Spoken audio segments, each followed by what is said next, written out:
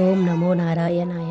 అయ్యప్ప స్వామి మాల ఎలా దీక్ష తీసుకుంటారో, శివభక్తులు ఎలా దీక్ష తీసుకుంటారో, అలాగే విష్ణు భక్తులు కూడా అలాగే దీక్ష తీసుకొని మండలం పాటు దీక్ష చేసి వీళ్ళు ఈ మండలంలో ఓన్లీ విష్ణువును మాత్రమే పూజిస్తారు. వెంకటేశ్వర స్వామి, రాముణ్ణి, ఇంకా కృష్ణుణ్ణి, సత్యనారాయణ స్వామి వ్రతాలు, ఇంకా వెంకటేశ్వర స్వామి కళ్యాణాలు, శ్రీరాముని వారి కళ్యాణాలు వీళ్ళు నిర్వహిస్తూ ఉంటారు.